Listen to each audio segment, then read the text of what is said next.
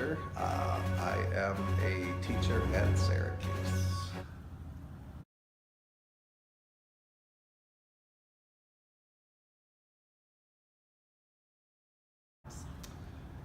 When a volcano erupts, it results from a buildup of pressure and lava inside the volcano.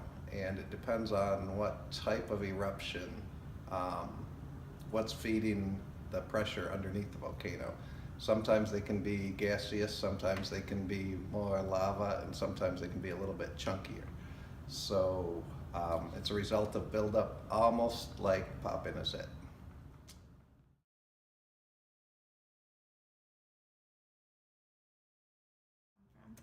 So most volcanoes form around tectonic boundaries. The most famous area is the Rim of Fire around the Pacific Ocean, and there's also a smaller amount that form along hotspots.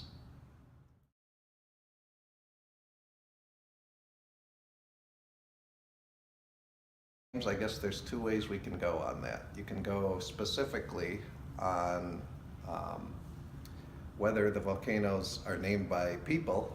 For example, the volcanoes that have been in Japan or Africa, each place will give it a name.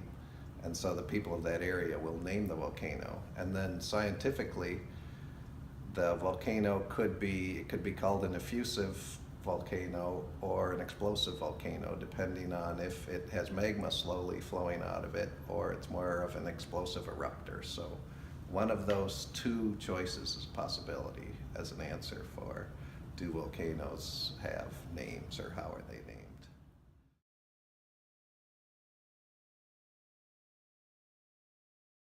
Volcanoes don't depend on what is above them to work, they depend on what is below them.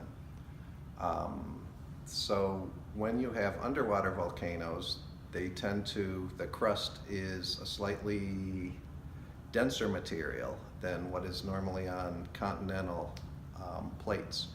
And so you get the buildup right along if there's a seam where two continental plates meet, or two, in this case, they're going to be oceanic plates.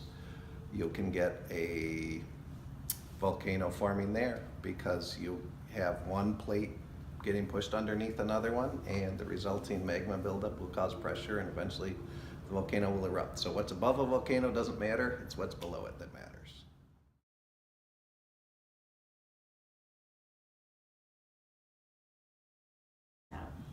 So it depends on what was feeding the volcano. Oftentimes you will get lava.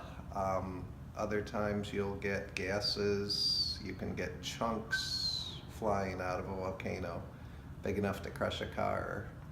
And there's some that the gas buildup is lethal. We've had some whole villages killed by lethal gas buildup in a volcano that leaks out carbon dioxide and kills all the cattle and the villagers if they don't get out quickly enough. So all sorts of things come out of volcanoes.